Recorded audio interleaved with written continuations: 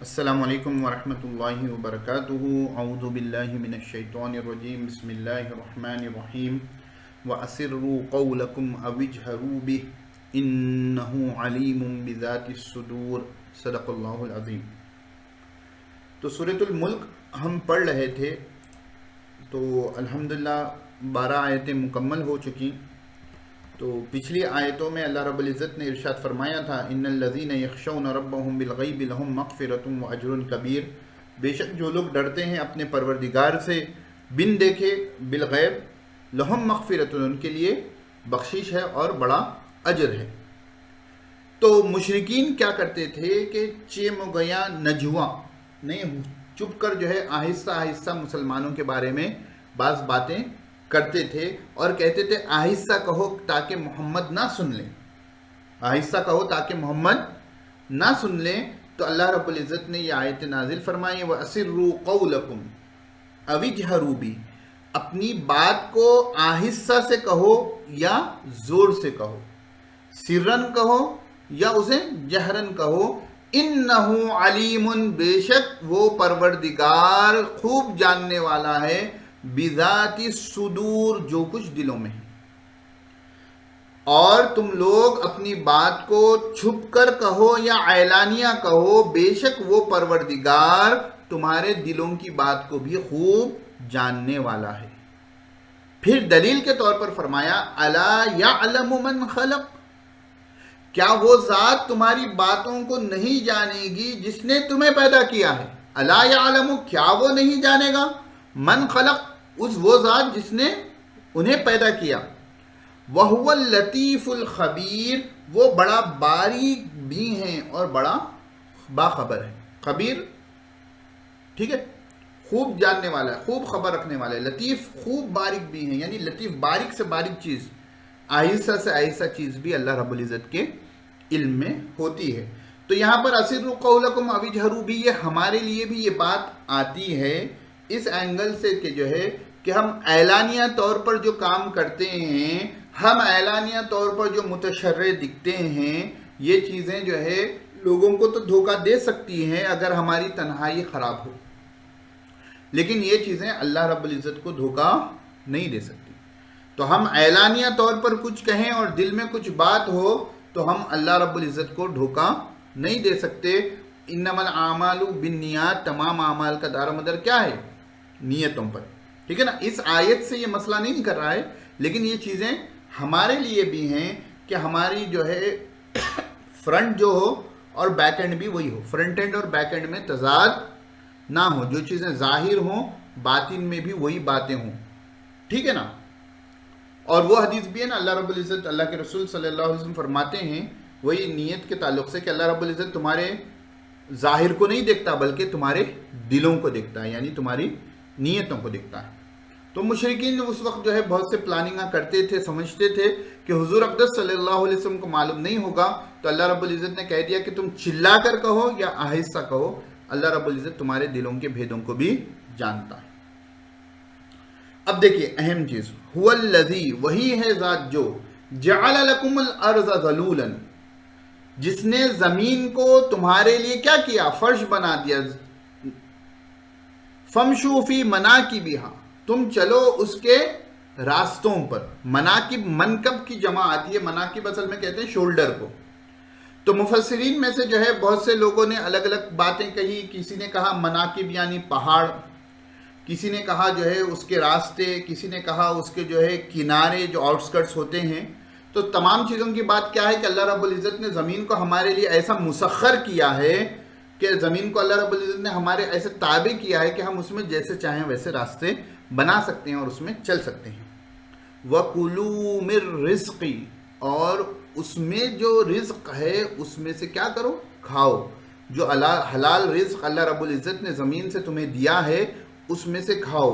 یہاں پر تفسیر ابن کثیر میں یا تفسیر بغوی میں لکھا ہوا ہے کہ اسی سے یہ بات بھی معلوم ہوتی ہے کہ کسب حلال، ٹھیک ہے، اللہ رب العزت نے جو رزق دیا ہے اس کو تلاش کرنا اور اس کے لیے کیا ہے؟ اسباب کا اختیار کرنا، یہ توکل کے منافی نہیں ہے۔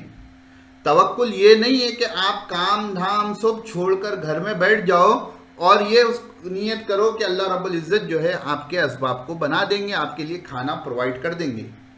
یہ دنیا جو ہے دار الاسباب ہے، اسباب کو اختیار کرنا ہے، پھر اللہ پر بھروسہ کرنا ہے، یہ نہیں کہ اسباب کو چھوڑ چھاڑ کر اللہ پر بھروسہ کرنا۔ یہ کیا ہوگا؟ اسلام کی جو بنیادی تعلیمات ہے اس کے خلاف ہے۔ آپ کو وہ حدیث معلوم ہوگی کہ ایک صحابی نے آ کر حضور اقدس صلی اللہ علیہ وسلم سے عرض کیا، القراۃ الراشدہ میں جو ہے اسٹوری کے ٹائپ پر وہ حدیث لکھی ہوئی ہے کہ اللہ کے رسول صلی اللہ علیہ وسلم گھر میں کچھ کھانے کو نہیں ہے، تو آپ صلی اللہ علیہ وسلم نے فرمایا کہ گھر میں کچھ ہے؟ تو انہوں نے کہا کہ 1 درہم یا ایک چٹائی اور ایک پیالہ کچھ کہا انہوں نے۔ آپ صلی اللہ علیہ وسلم نے اس کو منگوایا اور صحابہ میں اس کو جو ہے اعلان کر کر حراج کر کر، بڑا واقعہ مختصر کر رہا ہوں، 2 درہم میں بیچا، 1 درہم سے کہا کہ گھر میں کھانے کو دو، اور 1 درہم سے کلہاڑی کا جو وہ نیچے کا حصہ ہوتا ہے لوہے کا وہ منگوایا، اپنے ہاتھ سے اس میں کلہاڑی فٹ کی اور کہا کہ 1 مہینے تک نظر نہیں آ، جاؤ جنگلات سے لکڑیاں کاٹو اور کماؤ۔ تو یہ تو حضور نے اسباب اختیار کرنے کی تعلیم دی ہے۔ آپ حضور اقدس صلی اللہ علیہ وسلم خود اسباب اختیار کرتے تھے، ٹھیک ہے۔ دوا کے بارے میں کہا کہ جو ہے کہ دوا جو ہے جو استعمال کرتے ہیں، صحابہ میں سے کسی نے پوچھا کہ اللہ کے رسول صلی اللہ علیہ وسلم جب ہم بیمار پڑتے ہیں تو کیا ہم دوا استعمال کریں؟ حالانکہ اللہ تو چاہ رہا ہے کہ ہم بیمار پڑیں۔ تو وہ حدیث کا مفہوم ہے، پوری بات میرے مفہوم ذہن میں رہ گیا ہے، بہت پرانی بات ہے۔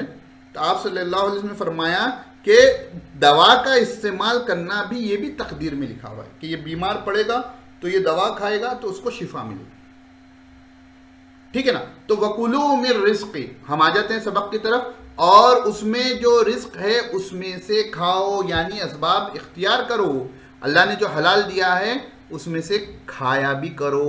وَإِلَيْهِ النُّشُورُ، اور اسی کی طرف کیا ہونا ہے؟ جمع ہونا ہے، لوٹنا ہے۔ یہاں تک بات ہو گئی۔ اس کے بعد اللہ رب العزت فرماتے ہیں أَأَمِنْتُم مَّن فِي السَّمَاءِ أَن يَخْسِفَ بِكُمُ الْأَرْضَ فَإِذَا هِيَ تَمُورُ۔ أَأَمِنْتُم، کیا تم لوگ مامون ہو گئے، من فی السماء، جو آسمان میں ہیں، أَن يَخْسِفَ بِكُمُ الْأَرْضَ، کہ وہ تمہیں زمین میں دھسا دے، فَإِذَا هِيَ تَمُورُ، جب وہ لرزنے لگے۔ یعنی کیا تم بے خوف ہو گئے اللہ رب العزت سے کہ وہ تمہیں زمین میں دھسا دے جب وہ لرزنے لگے؟ تمور لرزنا۔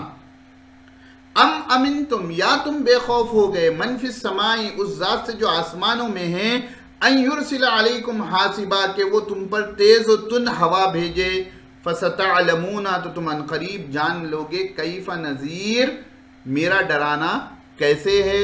نذیر پر زیر ہے، یعنی یہاں سے یا متکلم حذف ہوا ہے، کیف نذیری، میرا ڈرانا کیسے ہے۔ وَلَقَدْ كَذَّبَ الَّذِينَ مِن قَبْلِهِمْ، یہ مشرکین مکہ سے خطاب ہو رہا ہے پوری باتیں، کہ تم کو جو ہے زلزلہ لا کر زمین میں دھسا دیں، کیا تم کو یہ ڈر نہیں ہے؟ کیا تم پر جو ہے جیسا پھر قارون کو دھسا دیا گیا تھا، یا تم پر جو ہے تیز و تند ہوا جیسا قوم عاد پر نازل کی گئی تھی، بھیجی گئی تھی، کہ جو ہے کہ وہ پتھر جھاڑوں کی طرح جو ہے ہوا میں، جھاڑوں کے تنے جیسا ہوا میں اڑ جاتے ہیں، ویسا اڑ کر جو ہے گر جائیں۔ تو کیا یہ 2 واقعات تم کو معلوم ہیں؟ تو کیا تم ان سے بے خوف ہو گئے اللہ سے کہ تم اتنی جو ہے جرت کر رہے ہو؟ پھر اللہ رب العزت نے فرمایا وَلَقَدْ كَذَّبَ الَّذِينَ مِن قَبْلِهِمْ، ان سے پہلے بھی، یعنی یہ جو مشرکین مکہ، یہ تو آج کے بچے ہیں، ان سے پہلے کے لوگوں نے بھی جو ہے کیا کیا ہے؟ جھٹلایا ہے، نبیوں کی باتوں کو کیا کیا ہے؟ جھٹلایا ہے۔ فَكَيْفَ كَانَ نَكِيرٌ، تو میرا عذاب کیسا ہے، میرا عذاب کیسا تھا۔ یہاں پر بھی را کے بعد نکیر کے بعد یا متکلم کیا ہو گیا؟ وہ محذوف ہو گیا۔ پھر اللہ رب العزت اپنی قدرت کی نشانیوں میں سے ایک نشانی بتا رہے ہیں، اولم یرو، کیا یہ لوگ نہیں دیکھتے، الی الطیر، پرندے کی طرف، فوقہم، ان کے اوپر، صافات، وہ اپنے پر کو پھیلائے ہوئے ہوتا ہے، وَيَقْبِضْنَ، اور اپنے پروں کو سمیٹتا ہے، مَا يُمْسِكُهُنَّ إِلَّا الرَّحْمَنُ، انہیں اللہ کے علاوہ، رحمان کے علاوہ کوئی تھامے ہوئے نہیں ہے۔ إِنَّهُ بِكُلِّ شَيْءٍ بَصِيرٌ، بے شک وہ ہر چیز کو خوب دیکھنے والا ہے۔ پرندے جو آسمان پر ہوتے ہیں، جن کے بیسس پر جو ہے ہم نے ایروپلین بھی تیار کر رکھا ہے، تو کیا لوگ، مشرکین مکہ سے خطاب تھا۔ میں آپ کو بارہا بتا چکا ہوں کہ قرآن کریم جو ہے وہ ایک عام انسان کو ٹارگٹ کرتا ہے، ٹھیک ہے نا۔ تو جیسا آسمان پر کسی بھی چیز کو اوپر پھینکو وہ زمین کی طرف واپس آ جاتی ہے، آپ چھوٹے سے چھوٹا کنکر پھینکو، بڑے سے بڑا گنیٹ پھینکو، بڑی سے بڑی چیز پھینکو کہ وہ زمین کی طرف واپس آ جاتی ہے. وہی جو ہے سیب گرا تو نیوٹن نے جو ہے گریوٹی کو ڈھونڈ کر نکال لیا. ٹھیک ہے نا. تو ہر زمین کے اندر جو گریویٹیشنل فورس ہے ہر چیز کو اپنی طرف کھینچتی ہے. تو اللہ رب العزت پوچھ رہے ہیں کیا وہ آسمان کی اپنے اوپر پرندوں کو نہیں دیکھتے کہ وہ پر پھیلاتے بھی ہیں، پروں کو سمیٹتے بھی ہیں؟ وہ کون سی ذات ہے جس نے ان کو اوپر آسمان میں معلق تھامے رکھا؟ وہ اللہ کے علاوہ وہ کون سی ذات ہے؟ رحمان کے علاوہ وہ کون سی ذات ہے؟ اب آپ کہیں گے کہ مولانا اللہ رب العزت نے تو تھوڑی تھامے رکھا ہے، ایروپلین بھی تو بن گیا ہے. یعنی زمین پر جو ثقل ہے، جو گریویٹیشنل فورس ہے، اس سے بچنے کے لیے، اس سے بچ کر ہوا میں تیرنے کے لیے اللہ رب العزت نے پرندوں کو بنایا تھا. اور ان پرندوں پر ریسرچ کر کر بعد میں سائنسدانوں نے، اس میں سے غالباً بعض ایک بیرونی یا کوئی مسلم سائنسداں ہیں، اس نے بھی جو ہے اس کا ایکسپیریمنٹ کیا تھا کہ آسمان پر معلق پرندوں کی طرح کیسے اڑتے ہیں. تو ایک سیمپل تھا، اس کو دیکھ کر جو ہے سائنسدانوں نے جو ہے ایروپلین بنایا. اس ایروپلین کو بھی آسمان میں تھامے ہوئے کون ہے؟ اللہ رب العزت. ٹھیک ہے. تو یہ بات سمجھ میں آ گئی یہاں تک؟ چلیں اب میں جو بات بتانا چاہ رہا تھا وہ یہ ہے. اللہ رب العزت نے یہاں پر آیتوں میں فرمایا ہے من فی السماء.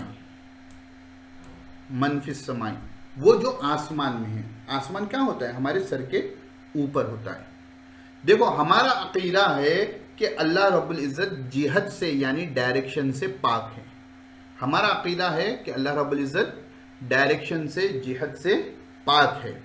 تو اللہ رب العزت کو کسی ایک ڈائریکشن میں کرنا تو یعنی کہ اللہ رب العزت کو ہم نے ڈائریکشن دے دیا اور وہ ہمارے عقیدے کے خلاف ہو گیا کہ اللہ تعالیٰ محدود ہو جائیں گے. اور اللہ رب العزت کی ذات کیا ہے؟ اللہ رب العزت کی ذات لامحدود ہے. آپ عقیدۃ الطحاوی پڑھیں گے تو اس میں جو ہے علامہ طحاوی رحمۃ اللہ علیہ نے ہمارا عقیدہ ذکر کیا ہے مسلمانوں کا، کہ ہمارا عقیدہ ہے کہ اللہ رب العزت کو کوئی ڈائریکشن کی طرف ہم یہ نہیں کہہ سکتے کہ اللہ تعالیٰ یہ ڈائریکشن میں ہے، یہ ڈائریکشن میں، یہ ڈائریکشن میں. کیوں؟ یہ تمام ڈائریکشنز کیا ہیں؟ یہ جو ہے ایک دنیا میں یعنی انسانوں کے لیے، جس کے لیے جسم ہوتا ہے، اور اللہ رب العزت جسم سے پاک ہیں. اور مزے کی بات، اگر میں کہوں میرے اوپر، تو ہم انڈیا میں رہ رہے ہیں تو ہمارے زمین کیا ہے؟ گول ہے. تو ہمارے اوپر، تو اگر زمین کے جو نیچے ہو رہے ہیں، یعنی ہم لوگ سپوز زمین کے اوپری حصے پر ہیں، تو زمین کے جو نچلے حصے پر ہیں غالباً امریکہ وغیرہ، ٹھیک ہے نا، سپوز یہ زمین ہے. ٹھیک ہے. اب ہم حیدرآباد میں یہاں پر ہیں، یہ پوزیشن پر ہم ہیں. تو یہ پوزیشن پر پھر تو دنیا میں کوئی مخلوق ہوگی نا. تو ہمارے لیے جو اوپر ہیں ان کے لیے نیچے کیا ہو جائے گا؟ وہ نیچے ہو جائے گا.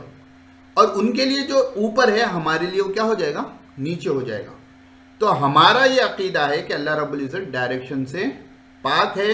تو اَأَمِنْتُمْ مَنْ فِي السَّمَاءِ، تو یہ من فی السمائی کا جو لفظ آیا ہے ہم اس کو کر دیں گے، لے جا کر کہاں رکھ دیں گے؟ متشابہات کی کیٹیگری میں، کہ اللہ رب العزت آسمان میں ہیں. کیسے ہیں؟ اللہ رب العزت بہتر جانتے ہیں.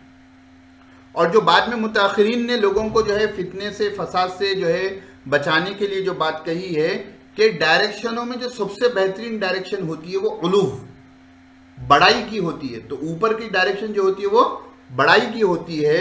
تو یہاں پر بھی اللہ کی بڑائی بیان کی جا رہی ہے. ٹھیک ہے نا، من فی السماء کہہ کر. اتنی بات سمجھ میں آ گئی؟ جو اور ڈینجر ہے وہ یہ ہے کہ آگے میں انشاءاللہ اگر ہم کو وہ آیتیں آئیں سبقاً تو میں بتاؤں گا کہ یہ سوال ہوتا ہے کہ این اللہ، اللہ کہاں ہے؟ اور پھر اس کے جواب میں کہتے ہیں الرحمن علی العرش استویٰ، کہ اللہ رب العزت عرش پر مستوی ہیں. ٹھیک ہے. اور الگ الگ قسم سے جو ہے بچوں کا عقیدہ تو اچھا ہوتا ہے، بڑے ہونے کے بعد بگڑ جاتا ہے کہ بچے سے پوچھو اللہ کہاں ہے، وہ اوپر بتاتا ہے، اور جو ہے بڑے سے پوچھو تو وہ کہتا ہے کہ اللہ ہر جگہ ہے. ہمارا یہ جو عقیدہ ہے اللہ رب العزت ہر جگہ ہے، وہ عام پبلک کو سمجھانے کے لیے ہے. ہمارا عقیدہ یہ ہے کہ اللہ رب العزت بغیر، اللہ رب العزت کیا ہے؟ جسم سے پاک ہیں. اللہ رب العزت کیا ہے؟ ڈائریکشن سے پاک ہیں. ٹھیک ہے نا. اصل عقیدہ یہ ہے کہ اللہ رب العزت کسی جہت میں، کسی ڈائریکشن میں سما نہیں سکتے. تو عام پبلک کو سمجھانے کے لیے کہا جاتا ہے کہ اللہ رب العزت کیا ہے؟ ہر جگہ ہے۔ اب ایک جماعت وہ ہے جو کہتی ہے کہ اللہ رب العزت صرف عرش پر ہے، اور اسی پر وہ بحث و مناظرہ کرتے ہیں، اسی پر تکرار کرتے ہیں۔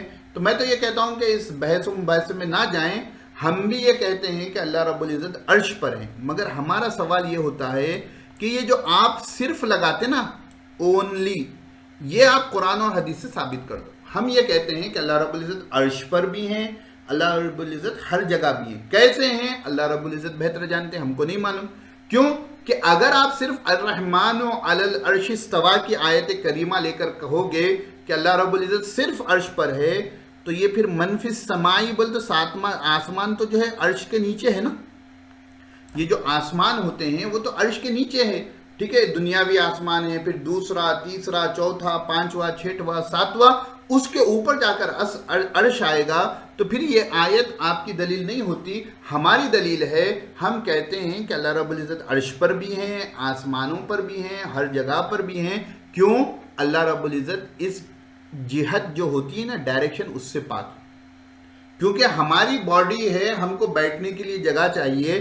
اللہ رب العزت کے بارے میں قرآن کہتا ہے اللہ نور السماوات والارض، اللہ زمین اور آسمان کا نور ہے۔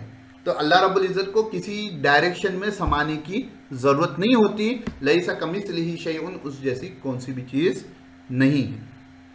تو یہ بات سمجھنے کی ہے کہ یہ عقیدہ سمجھنے کی ہے کہ ہم اللہ رب العزت جسم سے پاک ہیں۔ اگر سپوز ہم یہ سمجھ لیں، تھوڑی دیر کے لیے مان لیں، جو یہ لوگ کہتے ہیں کہ اللہ رب العزت صرف عرش پر ہیں اور وہ عرش پر بیٹھے ہوئے ہیں بھی کہتے ہیں بعض لوگ، تو جو ہے کرسی بڑی ہوتی ہے یا انسان بڑا ہوتا ہے جو اس پر بیٹھتا ہے چوڑائی میں، تو لازم ہے کہ جو بیٹھنے والا ہے اس سے بڑی جو ہے وہ جگہ ہوگی جس پر بیٹھا جا رہا ہے۔ تو نعوذ باللہ من ذالک، اگر ہم جو وہ لوگ جو کہتے ہیں کہ اللہ عرش پر بیٹھے ہوئے ہیں، نعوذ باللہ یہ ورڈ جو استعمال کرتے ہیں، تو پھر نعوذ باللہ یہ ہو جائے گا کہ عرش جو ہے اللہ سے بڑا ہے، اور ہم صبح و شام کہتے ہیں اللہ اکبر، ٹھیک ہے نا۔ تو یہ چیز سمجھ لیں کہ اللہ الرحمن علی العرش استویٰ، اللہ رب العزت رحمان عرش پر مستوی ہے۔ اسی طرح یہ بھی سمجھ لیں کہ منفی السما، یہاں پر سے بھی جو ہے اللہ رب العزت کی ذات کی مراد ہے۔ وہ بھی ہے کہ جو ہے کہ ہم تمہاری شہرک سے زیادہ قریب ہیں، یہ بھی اللہ رب العزت نے قرآن میں کہا ہے۔ اللہ رب العزت نے یہ بھی کہا ہے کہ تم میں سے دو نہیں ہوتے، تیسرا میں ہوتا ہوں، چار نہیں ہوتے، پانچواں میں ہوتا ہوں۔ یہ تمام باتیں اللہ رب العزت نے قرآن کریم میں کہی ہیں۔ تو ان تمام باتوں کو سامنے رکھ کر اہل السنت والجماعت کا عقیدہ یہ ہے کہ اللہ رب العزت کیونکہ ڈائریکشن سے پاک ہے، اللہ رب العزت کسی ڈائریکشن میں سما نہیں سکتے، اس لیے ہم یہ کہیں گے کہ اللہ رب العزت عرش پر ہیں، کیسے ہیں ہم کو نہیں معلوم، ہر جگہ ہے، کیسے ہیں ہم کو نہیں معلوم، وہ اپنے علم کے ساتھ ہے۔ کیوں؟ لیس کمثلہ شیء، ٹھیک ہے۔ یہ تفصیل میں ابھی موقع نہیں ہے اس میں جانے کا، تو ہوا تو کبھی انشاءاللہ اس میں اور تفصیل سے دیکھیں گے۔